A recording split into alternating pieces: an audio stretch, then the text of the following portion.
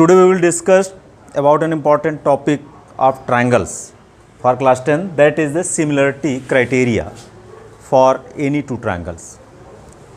Similarity criteria में जो पहली क्राइटेरिया आती है एंगल सिमिलरिटी क्राइटेरिया। तो आज हम लोग ये देखेंगे कि एंगल सिमिलरिटी क्राइटेरिया है क्या, इसको कैसे प्रूव करेंगे और इसके एप्लीकेशंस क्या हैं। तो एंगल सिमिलरिटी क्राइटेरिया का जो स्टेटमेंट है, नाम ही काफ़ी है, एंगल। किसी भी ट्रायंगल में तीन एंगल होते हैं और अगर सिमिलरिटी क्राइटेरिया पढ़नी है तो उसके लिए हमें दो ट्रायंगल की रिक्वायरमेंट होगी। अगर दो ट्रायंगल लिए जाएं और उनके करस्पॉन्डिंग एंगल को इक्वल कर दिया जाए तो ये कहा जाता है कि ऐसे दो ट्रायंगल सिमिलर ट्रायंगल होंगे। ओके, तो इसके स्टेटमेंट में ठीक यही बात लिखी गई है, इफ़ इन टू ट्रायंगल्स, क्योंकि सिमिलरिटी दिखानी है। तो सिमिलरिटी का मतलब क्या होता है कि दो फिगर एक जैसे दिखें, क्योंकि सिमिलर फिगर का आप कॉन्सेप्ट जानते हो। Two figures are similar if their shape are different, shape are same but size are different. तो ऐसे फिगर जिनका शेप एक ही हो मगर साइज उनके क्या हो, अलग अलग हो, वो सिमिलर फिगर होते हैं।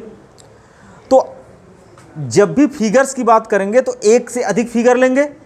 तो यहां पर स्टेटमेंट में लिखा गया इफ इन टू ट्रायंगल्स, तो हमें क्या लेना, दो ट्रायंगल लेना है। ऐसे दो ट्रायंगल लेना है जिनका शेप सेम हो मगर साइज अलग अलग हो। The corresponding angles are equal. Corresponding angle equal का मतलब क्या होगा, पहले ट्रायंगल का एक एंगल दूसरे ट्रायंगल के जिस एंगल के इक्वल होगा, ये दोनों एंगल करेस्पॉन्डिंग होंगे। तो अगर पहला एंगल दूसरे ट्रायंगल के पहले एंगल से, पहले ट्रायंगल का दूसरा एंगल दूसरे ट्रायंगल के दूसरे एंगल से, पहले ट्रायंगल का तीसरा एंगल दूसरे ट्रायंगल के तीसरे एंगल के इक्वल हो जाए, then their corresponding sides are proportional. तब उसके जो करेस्पॉन्डिंग साइड्स होंगे वो प्रोपोर्शनल होंगे। प्रोपोर्शनल का सेंस यहाँ पे क्या हुआ, आपने कॉन्ग्रुएंसी में पढ़ा था कि दो ट्रायंगल कॉन्ग्रुएंट होते हैं अगर उसके करेस्पॉन्डिंग साइड्स इक्वल होते हैं। लेकिन यहाँ सिमिलरिटी क्राइटेरिया पढ़ रहे हैं तो उन ट्रायंगल के साइड का लेंथ अलग अलग होगा, इसलिए वो कभी इक्वल नहीं हो सकते। तो यहाँ पर जब उन साइड्स का रेशियो निकाला जाता है तो पता चलता वो इक्वल होते हैं। तो इसलिए यहाँ पे लिखा गया है corresponding sides are proportional and hence triangle are similar. और अगर ऐसा हो जाएगा कि उसके करेस्पॉन्डिंग साइड प्रोपोर्शनल हो जाएंगे तो by the definitions of similarity of two triangles, the two triangles are also similar. तो इसके लिए हमें क्या लेना होगा, दो ट्रायंगल लेना होगा। एक ट्रायंगल लेंगे छोटा सा, एक ट्रायंगल लेंगे छोटा सा ABC, और ठीक इसी शेप का एक ट्रायंगल हम लेंगे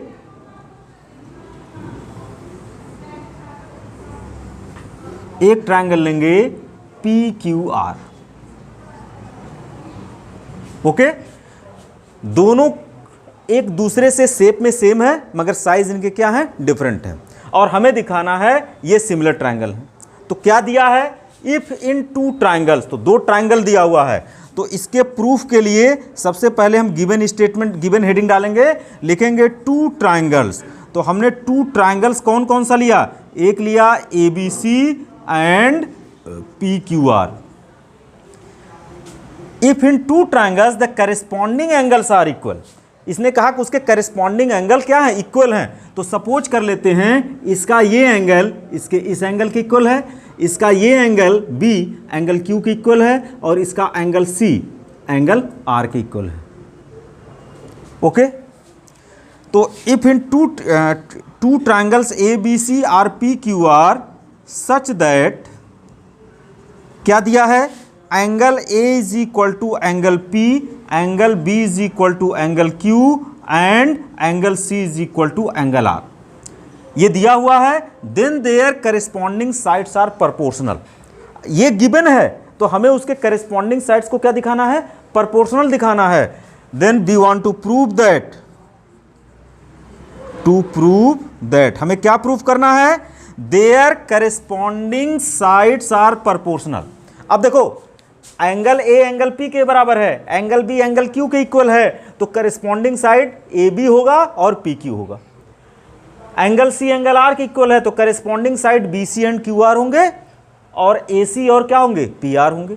तो हमें इन साइड्स का ratio means A B by P Q is equal to B C by Q R is equal to A C by P R दिखाना है। तो लिखेंगे then we want to prove that A B by P Q is equal to B C by Q R is equal to A C by P R. अगर ऐसा हो जाता है that is, फिर कहता है कि hence the triangles are similar, इसका मतलब हमें ट्रायंगल ए बी सी को किसके सिमिलर कर लेना है, ट्रायंगल पी क्यू आर के। ओके, अब देखो यहाँ ए बी सी आपने लिखा, तो एंगल ए एंगल पी के इक्वल है, बी क्यू के इक्वल है, सी आर के इक्वल है, तो इसका एक पैटर्न बनाना, पहले ए बी सी फिर पी क्यू आर। अगर इसमें आप चेंज करोगे तो तुरंत ए भी चेंज हो जाएगा। तो सिमिलरिटी कॉन्ग्रुएंसी की तरह जिस तरह से कॉन्सेप्ट बताया जाता था उसी तरह से सिमिलरिटी में भी वही कॉन्सेप्ट है। तो ये हमें प्रूफ करना है। इसके प्रूफ करने के लिए कुछ हमें कॉन्स्ट्रक्शन के स्टेप चाहिए।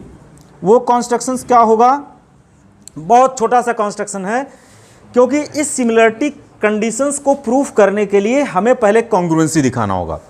तो कॉन्ग्रुएंसी, दोनों फिगर तो कॉन्ग्रुएंट होंगे नहीं, तो हम उसके लिए क्या करते हैं, जितना लेंथ ए बी का है उतने ही लेंथ के बराबर पी क्यू से क्या कर लेते हैं, कट कर लेते हैं। ये लेंथ कितना है, सपोज कर लेते हैं इस मार्कर के इक्वल है, तो इस मार्कर के इक्वल लेंथ यहां से कट कर लिया। दूसरा साइड मेजर कर लेते हैं, ये थोड़ा सा मार्कर के लेंथ से अधिक है, तो मार्कर के लेंथ से अधिक कट कर लिया। अब ये जो कट किया, ये सपोज कर लो पी आर एस, और यहां जो कट किया वो सपोज कर लो टी। तो हम क्या लिखेंगे, cut P S is equal to A B. ये जो साइड है ए बी, ये किसके इक्वल है बच्चा, पी एस के इक्वल है। फिर and P T is equal to A C, ये साइड किसके इक्वल है, इस साइड के इक्वल है। Okay, and join us T, S T को क्या कर देंगे, ज्वाइन कर देंगे। ओके, ये मेरे कंस्ट्रक्शन का पार्ट हो गया। अब हमें क्या करना, टू प्रूफ करना है। तो प्रूफ में क्या आएगा, पहले देखो बच्चा, एक छोटा ट्रायंगल एबीसी है और एक छोटा ट्रायंगल पीएसटी है। ओके, ये साइड AB साइड PS के इक्वल है कि नहीं, ये साइड AC साइड PT के इक्वल है कि नहीं, और इन दोनों से जो इंक्लूडेड एंगल है A, इन दोनों साइड से जो इंक्लूडेड एंगल है PA भी आपस में इक्वल है, क्योंकि angle A is equal to P आपने यहां पर लिख रखा है, लिख रखा कि नहीं लिख रखा। तो इस कॉन्सेप्ट के आधार पर साइड एंगल साइड से दोनों ट्रायंगल क्या हो गया, कॉन्ग्रुएंट हो गया। तो सबसे पहले लिखेंगे in triangle ABC and triangle PST। Okay, AB is equal to PS है कि नहीं, AB is equal to PS, बोलो, ये साइड के इक्वल है, एंगल A एंगल P के इक्वल है। तो यहां पर लिखेंगे angle A is equal to angle P, and third condition क्या दे रखा है, AC is equal to PT and AC is equal to PT। Okay, therefore अगर ऐसी कंडीशन हो जाती है तो साइड ए दिया, एंगल दिया, साइड दिया, तो साइड एंगल साइड से दोनों ट्रायंगल कॉन्ग्रुएंट हो गए। तो हम लिखेंगे therefore triangle ABC is congruent to triangle PST। कौन सा कॉन्सेप्ट लगा, side angle side congruence criteria, ये कॉन्सेप्ट लगा। अगर ये दो ट्रायंगल कॉन्ग्रुएंट हो गया तो हम क्या कहेंगे, इसका साइड AB PS के इक्वल है, ये तो ऑलरेडी दिया है। BC ये जो बेस है वो किसके इक्वल हो गया, ST के इक्वल, ये कॉन्ग्रुएंसी से मिल गया। उसके बाद AC is equal to PT, वो तो दिया है। साथ साथ ये भी पता चल गया एंगल B एंगल S के इक्वल होगा, ये एंगल इसके इक्वल हो जाएगा। ओके, और जो थर्ड वर्टेक्स है C, वो किसके इक्वल हो जाएगा, ठीक है, तो ये एंगल इसके इक्वल हो जाएगा। तो हम लिखेंगे then by CPCT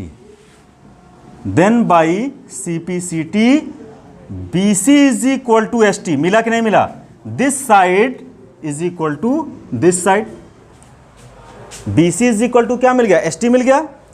angle B is equal to angle S मिला कि नहीं मिला? बोलो, angle B is equal to S and angle C किसके इक्वल मिला? एंगल टी के। तो एंगल सी किसके इक्वल हो गया? एंगल टी के। ऐसा हो गया। अब बताओ, क्या एंगल बी एंगल एस के ही इक्वल है? नहीं, एंगल बी किसके इक्वल है? एंगल क्यू के भी इक्वल है। बट यहां पर एक लाइन लिखोगे, बट एंगल बी किसके इक्वल दे रखा है? देखो यहां दे रखा है angle B is equal to angle Q and angle C किसके इक्वल दे रखा है? आर के। ये यहां पे लिखोगे गिवन। ये कहां से आपके पास है? गिवन के स्टेटमेंट में ये लाइन लिखी गई है, आपने वहां से कॉपी कर लिया। तो एंगल बी एस के इक्वल है, एंगल बी क्यू के इक्वल है, तो ये क्या इंप्लाई करेगा? एंगल एस एंगल क्यू के इक्वल हो गया। इन दोनों के लेफ्ट साइड इक्वल है तो राइट इक्वल होंगे कि नहीं होंगे? इन दोनों के लेफ्ट इक्वल है तो राइट इक्वल होंगे कि नहीं होंगे? And angle T is equal to angle R. ऐसा मिला। अब आप बताओ, अगर ये एंगल और ये एंगल आपस में इक्वल हो गए, angle S is equal to Q, ये स्टेटमेंट क्या कहता है? This angle is equal to this angle and this angle is equal to this angle. तो क्या ये काफी नहीं है कि ये दोनों साइड्स पैरेलल हो जाएं? क्योंकि आपको पता है कि अगर दो साइड को, दो लाइन को एक ट्रांसवर्सल इस तरह कट करे कि उसके करस्पॉन्डिंग एंगल आपस में क्या हो जाए? इक्वल हो जाए। अगर उसके करस्पॉन्डिंग एंगल आपस में इक्वल हो जाते हैं तो ये दोनों लाइन आपस में क्या हो जाएगी? पैरेलल हो जाएगी। ओके, तो यहां पर क्या लिखा? ये एंगल इस एंगल के इक्वल है, इसलिए ये साइड इसके पैरेलल हो जाएगी। तो लिखोगे बट दीज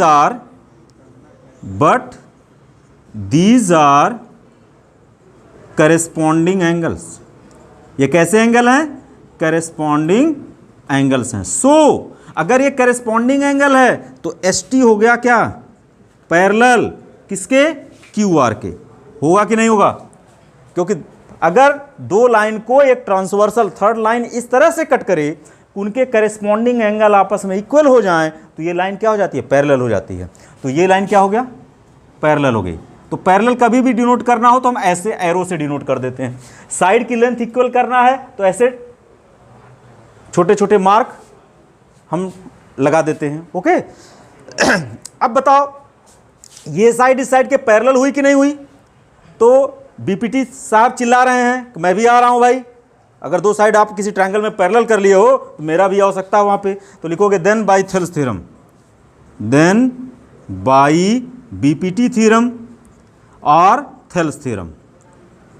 थेल्स थ्योरम बताओ, अगर ये इसके पैरेलल है तो ये साइड इस ट्रायंगल के दो साइड को दो भागों में डिवाइड कर रहा है कि नहीं डिवाइड कर रहा है? तो बीपीटी थ्योरम क्या कहेगा? P S upon S Q, P S upon S Q is equal to P T upon T R, P T upon T R. ऐसे लिखा जा सकता है? बोलो, ऐसे लिखा जा सकता है? अगर इसका आप एप्लीकेशन लगाओ, इसका एप्लीकेशन लगाओ तो आप ऐसे भी तो लिख सकते थे, P S upon P Q. इसको P S upon P Q भी लिखा जा सकता था और इसको P T upon P R लिखा जा सकता था, P T upon P R. बोलो, ऐसा लिखा जा सकता था कि नहीं लिखा जा सकता था? थेल्स थ्योरम है P S upon S Q is equal to P T upon T R, और उसका जब एप्लीकेशन आप अप्लाई करोगे तो P S upon P Q is equal to P T upon P R हो जाएगा। ओके, तो ये हो गया P S upon P Q is equal to P T upon P R. अब क्या करेंगे? पी एस किसके इक्वल है बच्चा? आपने कंस्ट्रक्शन में पी एस को ए बी लिखा है और पी टी किसको लिखा है? ए सी के इक्वल। तो इस पी एस को आप लिख सकते हो या इसको लिख सकते हो A B upon P Q is equal to P T को क्या लिख सकते हो? A C upon P R. Okay, तो ए बी आपको क्या मिला? This by this is equal to this by this. Okay, ऐसा कर लिया बच्चों। अगर ये काम इसका इतना करने के बाद हमें एक रिजल्ट मिला, ये अगर मैं थोड़ा सा और एक्सपेरिमेंट करूं, यही प्रोसेस इस तरह से करूं कि ये जो हमने कट किया था एस और टी, अगर इसको इस तरह से न कट करके मैं कहता कि ए बी के इक्वल मैं यहां से कट करूंगा पी एम, इसके इक्वल यहां से कट करूंगा और बी सी के इक्वल यहां से कट करूंगा। ओके, और फिर इसको ज्वाइन करता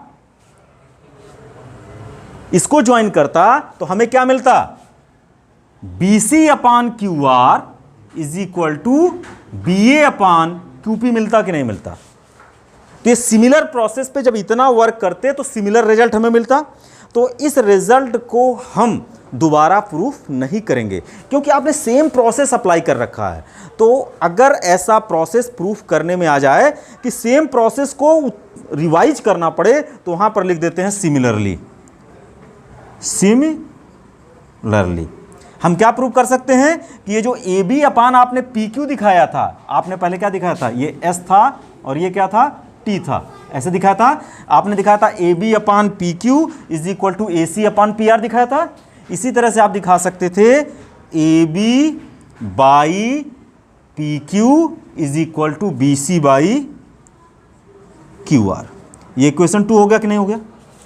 अब अगर इन दोनों को कंबाइंड कर दोगे तो आपको क्या मिल जाएगा, फ्रॉम 1 and 2, फ्रॉम 1 and 2 क्या मिला, AB by PQ is equal to BC by QR is equal to AC by PR। भाई AB by PQ AC upon PR के इक्वल है, तो AB by PQ AC upon PR लिखा गया। फिर लिखा AP upon PQ is equal to BC upon QR, तो AB upon PQ is equal to BC upon QR हो गया। हुआ कि नहीं हुआ। तो रिजल्ट में क्या मांगा था, then their corresponding sides are proportional. तो रिजल्ट में हमको ये मांगा था then their corresponding sides are proportional. तो इसके करेस्पॉन्डिंग साइड्स प्रोपोर्शनल हो गए। और यदि करेस्पॉन्डिंग साइड्स प्रोपोर्शनल हो गए, ओके, तो और इसके करेस्पॉन्डिंग एंगल आपस में इक्वल गिवन है, and angle A is equal to P, angle B is equal to angle Q and angle C is equal to angle R given. So by definition of similarity, by the definition of similarity, triangle ABC क्या हो जाएगा, similar होगा triangle PQR के, hence proved।